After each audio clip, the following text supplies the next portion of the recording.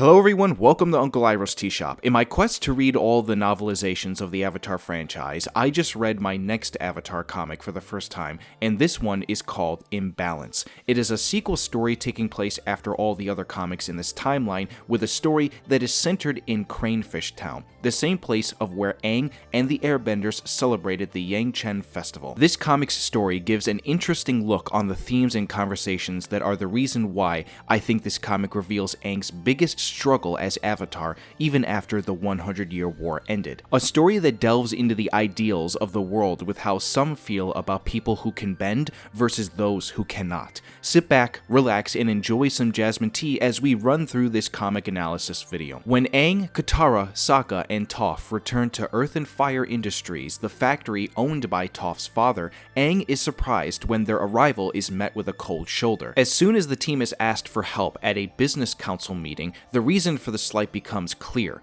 A massive bender versus non-bender conflict has gripped the town and is threatening to turn violent. In order to heal the divide and save the town, Aang and his team will all face tough decisions about power and identity that could tear them apart. This premise doesn't even give half of it in terms of breaking down the deeper parts of the story, and you invest yourself into these characters. As a whole, this comic story is not too different from a lot of the other stuff I've read in the other comics that I've delved into, and the conflict of it is certainly not as dissimilar either. However, with each of these comics I read, there is always something finer and more intricate that warrants commentary and discussion. When I said at the beginning that this comic's plot involves Aang's biggest struggle as Avatar, I didn't exaggerate. The idea of what it means for people to work together is at the heart of this comic's themes, along with the idea of looking down on someone because they are different than you. Hence, the bender versus non-bender conflicts. The majority of the conflict in this comic is started by the benders of this city, but also it is mainly centered around a character named Liling, who is one of the members of the city's board in the conference hall. A board that is run by Toph's father, but is mixed with members who are both non-benders and benders. Liling is one of the bender members, and her goals in this comic at first were undercover, and she wasn't revealing her true nature, but over time, in the comic you started to realize what her true path was: to remove all non-bender people and businesses from the city and make it mainly run by benders, who she feels are oppressed and being removed under terrible circumstances. This leads to exceeding tension between the people of the city because they refuse to work together to find a common ground solution, but instead revert to wanting to oppress the other group. This, in a way, sparks a miniature war between both sides, mainly with one being at a major disadvantage because of the fact that they don't have bending, and so those people start losing their homes, succumb to moments of crime being committed, or now might lose their jobs because the factories that are run by non-benders are being targeted. This plays right into my own personal commentary about why I believe this comic is a part of Aang's biggest struggle as Avatar after a 100-year war ended. His biggest struggle being that he has to find a way to make everyone work together and progress in life even after so many people were butting heads and fighting with each other for so long. You would think that this kind of thing is a big deal and a personal struggle for multitudes of people for their own groups, but what do you think it feels like to be just one person who has that responsibility for all people in the world? During the 100-year war, obviously, it's a lot more understandable from Aang's point of view how much more difficult it was to get people to unite and work together because of the devastation the war caused to so many different people in the nations, historical divides, people's mistrust in him because he was gone for so long, even if not at his own fault, and then just straight up regular fear and depression that makes people not want to act because they don't know if it'll hurt them even more if they do. He was also a kid at the time, and with how much festered during that era, you couldn't really blame him at that point with how much he struggled with so many different people all over. Now that the war is over, you'd think that his job would get a lot easier, but even then, there still seems to be so many internal conflicts between people that prevent him from being able to find common ground amongst any person, even when there's not a war happening between different nations. In some of the other comics I've read so far, most of the conflicts are very internal in their own nations, minus the one called The Promise, which was more of a conflict between the Fire Nation and Earth Kingdom.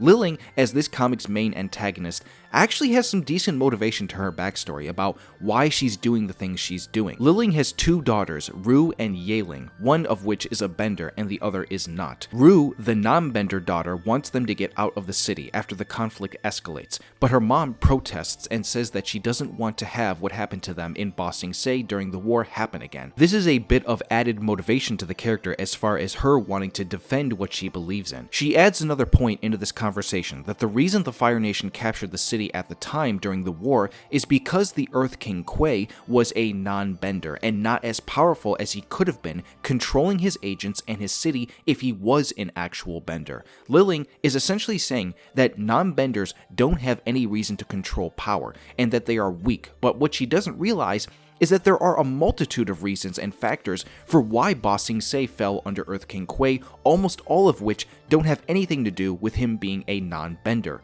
She just puts all her hatred, annoyance, and disgust towards one group of people just because they can't do what she can. In a world that is changing so much and finding itself at peace, this is not an ideology that would work anywhere, and it's something that I feel like it would need to be eradicated, and Aang says as much that he doesn't side with Liling's beliefs, even if he also doesn't know how far he's meant to go to stop her. And speaking of ideologies, Aang, Toph, and the group almost butt heads again because of what they believe in. Toph and Aang seemingly are two complete opposites of one another, as you can see here in the comic that she makes the suggestion that Aang takes away Liling's earthbending in order to completely stop the conflict in its tracks, just like how he ended the 100-year war by taking away Ozai's bending. It would lead to Liling becoming a non-bender, and as somebody who would lead a bender movement, that doesn't quite make sense to some people. Aang and the group are taken aback by what she said, and yet a part of me is inclined to agree with them because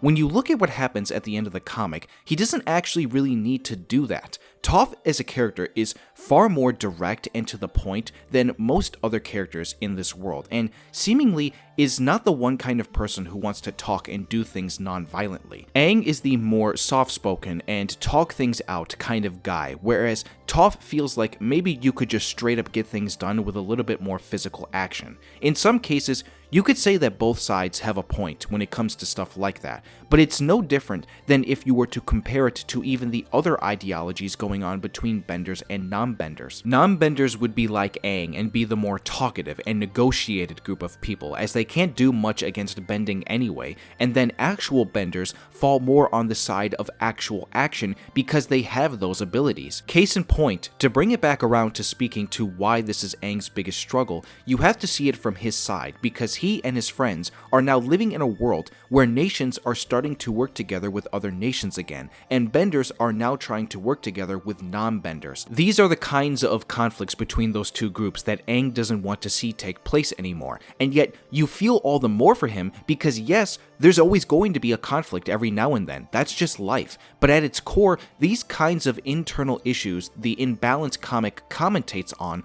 are also vastly important to just remove so that all people can just work together. At the end of the day, that is inherently what makes humans human. I take that point to heart and have found an even bigger meaning to a quote from a show that I watched recently called Fallout. I'm sure some of you watching this video have seen that show based on the popular video game series, and if you remember, the character of Maximus gives a great quote.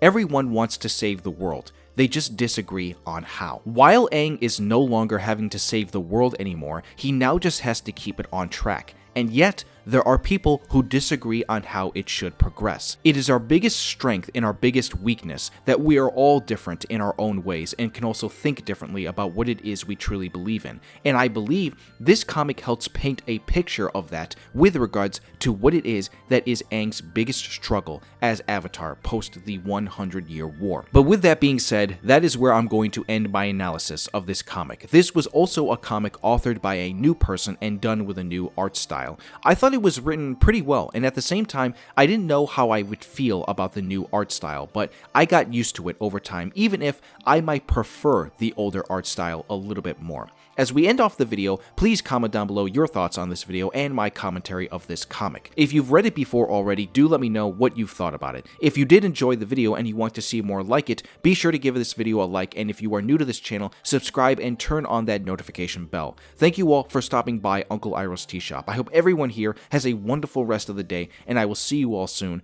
for more Avatar.